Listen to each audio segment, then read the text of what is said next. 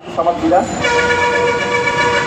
উনি 2025 সালের জানুয়ারি মাসের 1 তারিখে আমাদের এই এসেনশিয়াল ক্লাসে এমডি হিসেবে নিয়োগ পান। ওনার নামে যথেষ্ট এডুকেশন থাকা সত্ত্বেও উনি এখনো অপসারিত হচ্ছেন না। আমি বিনীতভাবে দু হাত জোর করে বলছি, আমাদের উপদেষ্টা মণ্ডলী ডক্টর ইউনূস সাহেব, উনি আমাদের খুবই শ্রদ্ধাভাজন একজন ব্যক্তি এবং উপদেষ্টা মণ্ডলী স্বাস্থ্য উপদেষ্টা যিনি আছেন তার দৃষ্টি আকর্ষণ করছি, তারা যেন আমাদের এই বিষয়টিকে আমলে নেন। আমরা যারা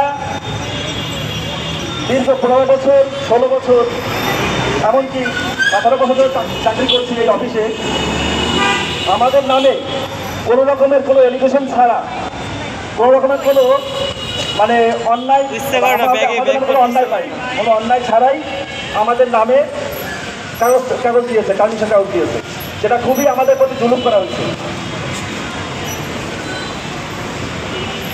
এখানে যে 800+ লোকের চাকরিচ্যুত করেছেন, কারো নামে উনি কোনো সুনির্দিষ্ট কোনো অভিযোগ তুলতে পারেনি।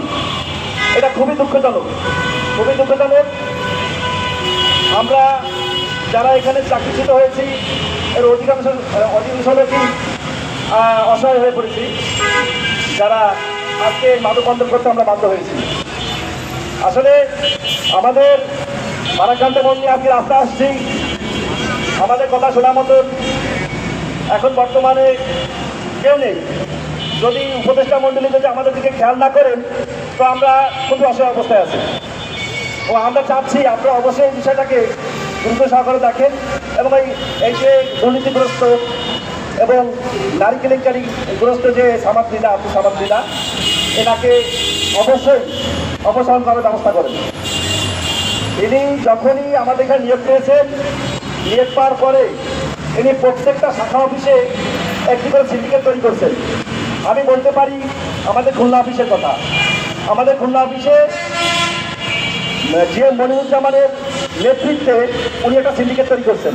সেই সিন্ডিকেটের মূল হোতা ছিল ড্রাইভার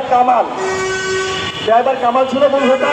তার সহযোগী ছিল মাদকাসক্ত আলামী, তার সহযোগী ছিল, এবং অফিসার লেভেলে ছিল আপনার তাওয়াসুম ম্যাডাম ছিল, অফিসার লেভেল ছিল আরও শাপলা ম্যাডাম, আরও ছিলেন এখানে ছিলেন হচ্ছে কি আপনার আশিক স্যার ছিলেন, মনিরুল স্যার ছিলেন।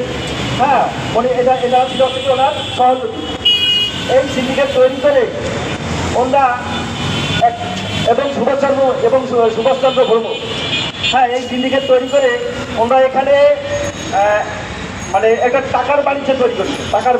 টাকার বাণিজ্যটা কি, যে যদি টাকা দিতে পারো তাহলে তোমাদের চাকরি থাকবে, যদি টাকা না দিতে পারো চাকরি থাকবে না। ভাই এটা কি ভাই?